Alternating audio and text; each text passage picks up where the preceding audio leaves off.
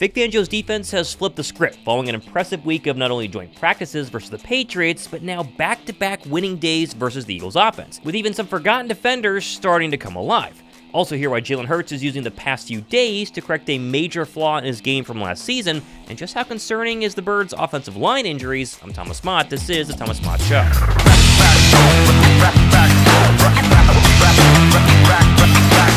Eagles Nation seems pretty concerned about the Birds' offensive line depth this morning, as despite there only being 3 training camp practices plus the final preseason game left this week for the official roster cuts next Tuesday, Philly's offensive guards cannot seem to stay healthy, with Landon Dickerson hobbling yesterday with what seemed to be a minor knee injury, Tyler Steen still out with his re-aggravated ankle injury, and now McKee Becton suffering an apparent right leg issue in yesterday's practice, which caused him to miss the rest of the day. And while both Dickerson and Becton's injuries, they don't seem to be serious, there's not some sort of crazy season-ending injury. Still though, it's been days and days and days of all 3 of these guys seemingly injured at different times. Thankfully though, even if these injuries do turn out to be maybe more serious than originally thought, the Birds' 5th-round draft pick Trevor Keegan has been absolutely fantastic, highly underrated through his first 2 preseason games, and could be an answer from a backup perspective. So far, he's allowed 0 sacks, 0 quarterback hits, and has had the best blocking grade on the entire team in their first couple of matchups. If the Birds need to rely on him for any sort of period of time this year, I think he definitely could hold his own even as a rookie, just based on this incredible film breakdown from Brian Baldinger the other day. Watch how good Keegan has been. This is a good boom. Right there. Now you get up here, and now just put him on his backside. That looks good. That was early in the game. He played every snap last night. Here he is working with Dylan McMahon right here in center. Same thing. Combo up to the next level. You watch him in space, okay? You watch him in space. They didn't have to do a lot of this at Michigan. All right? But here he is, picking off the linebacker right here and letting Shipley go to work. And then you watch him finish here at the end. That's what Michigan men do. They finish.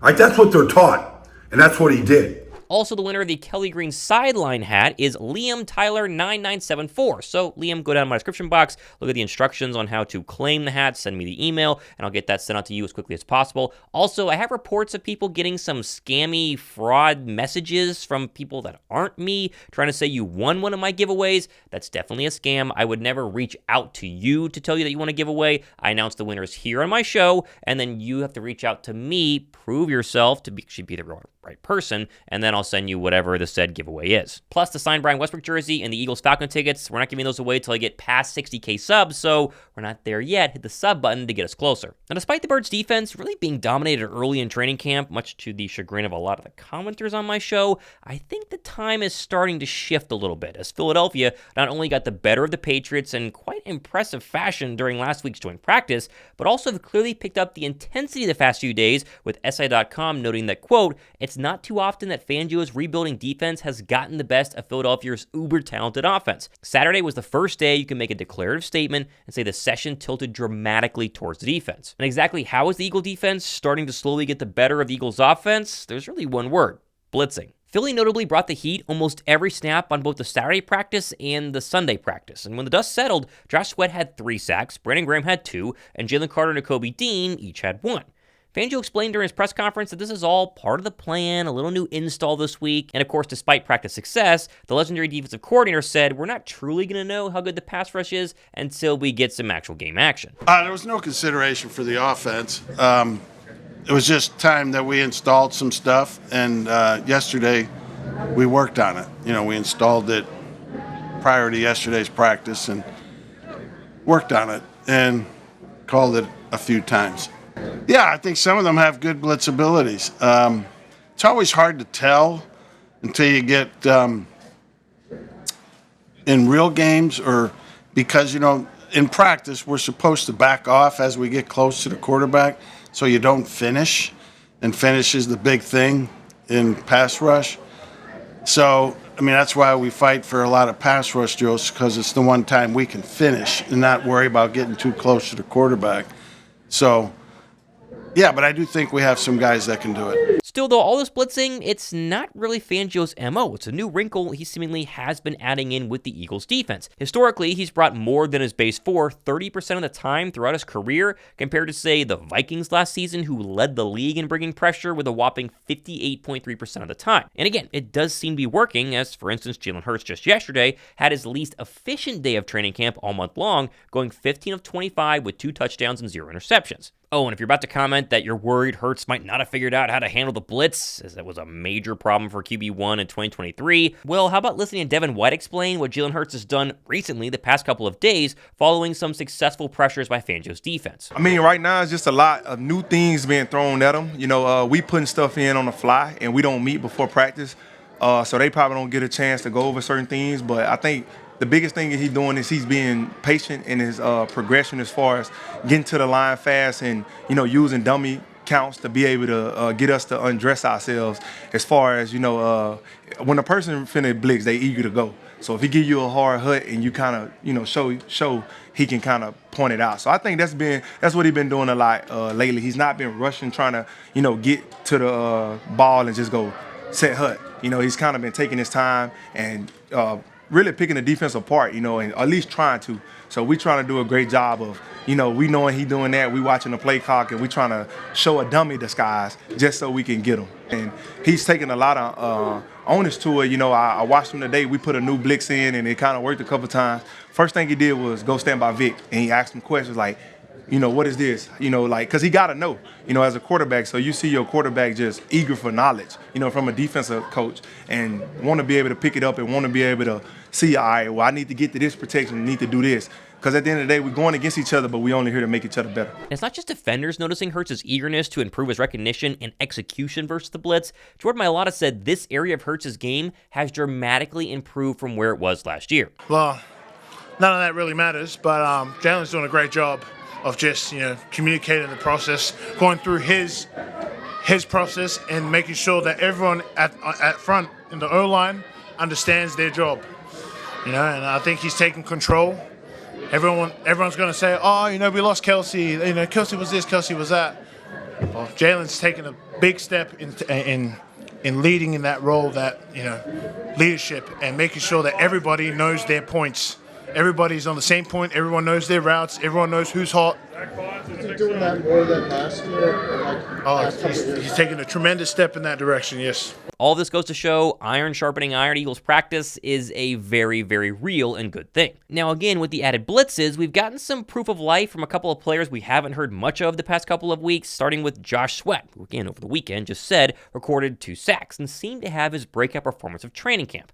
Both Eagles edge rushers, Sweat and Huff, they've been a little quiet to start training camp, but recently I think they've really settled into exactly what Fangio wants and expects from them on the outside. Huff, for instance, was the only Eagle defensive lineman to play in the Patriots preseason game. The tape he put out there, though, in just 12 to 15 snaps was very, very impressive and got his DC's attention. Yeah, because Huff's playing a new position. You know, he basically, as you guys know, only played in third down, 2-minute situations throughout his career. You know, we'd like for him to be more of an every down player, and he needs to learn to do that. And in the game, he did some stuff that he really hadn't done up to this point yet, which was great to see. Great for his confidence, great for our confidence in him. So that 12, 15 plays that he got in the game were very fruitful for him.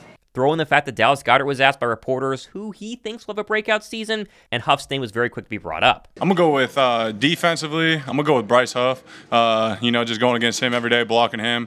I think he'll be a good addition to the team. You can see him making strides in his pass rush, in the run game, just playing physical. That defensive end is such an important position in all aspects of the game, and I think he's been doing a really good job proving to everybody that he can play both sides of it. Now, personally, I think Saquon Barkley is probably my pick for the Eagles to have a monster season on offense, to the point that it's going to be very hard for me to pass up on him in any of my fantasy football leagues. Between running behind this offensive line and Kellen Moore revealing just how much of a weapon his running backs are expected to be in the passing game, a healthy Saquon to me is at least a 1,500-yard from scrimmage guy in 2024. Still, though, Barkley's skills without the ball in his hands can't be understated, as the Eagles apparently have put extra emphasis on making the 26-year-old running back even better in pass protection. I mean, we work it a lot here, so you kind of got no choice, which is what I needed, though. I felt like early in my career I struggled with my pass pro.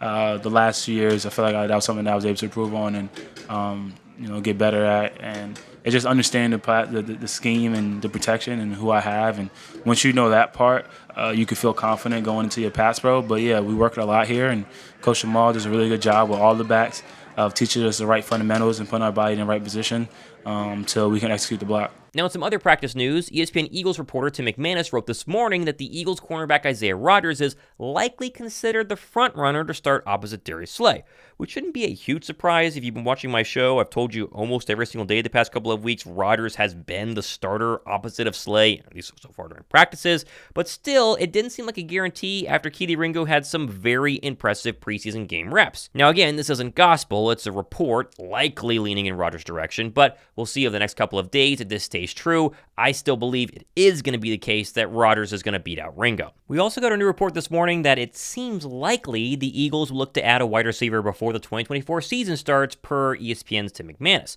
Given the expectations for this season and the lack of clearances behind Brown and Smitty, it seems likely the Eagles look to add before week 1.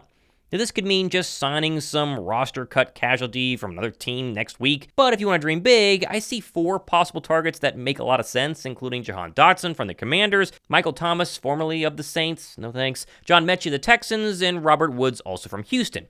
I think Mechie's my top pick just due to his ceiling being very, very high, plus the Bama connection, but the Eagles did try to sign Robert Woods a few off-seasons ago, and he would be a cheaper option. Although, don't sleep on the former Penn State wide receiver in Dotson, as a Commander reporter recently said he doesn't expect Dotson to be on the Commanders roster week 1, maybe hinting at a trade, although would the Commanders send him in the division? I don't know. Let me know which receiver out of this group you'd rather have if the Eagles were to make a move. Also, with all eyes on the backup quarterback job, not a great weekend for both people looking to secure that spot. Kenny Pickett was 13 of 22, no touchdowns or interceptions. Tanner McKee was 3 of 9 with 2 really bad interceptions. Maybe a little water on McKee's QB2 fire. I don't think it kills the hype train, but the idea that he's, perfect is not necessarily the case. Now, as mentioned, the Eagles will practice again tomorrow, Wednesday, and then Thursday. They'll be off Friday and then, of course, play at the Link at 1 p.m. on Saturday versus the Vikings to basically round out the preseason. Cuts are going to come in on Tuesday, where they'll go from 90-plus players currently on their entire roster down to 53 and then add back in practice squad players. This is going to be a very pivotal week for a lot of the bubble players. We'll talk more about those on tomorrow's show. Also, can we get a thumbs up for the brand new intro? I hope you guys noticed that and liked it at the start of the show. I think it's absolutely fantastic. I'll read your guys' comments on that as well. And of course, plenty more stuff happening in the next couple of days and weeks. I'm Thomas Mott. This has been the Thomas Mott Show.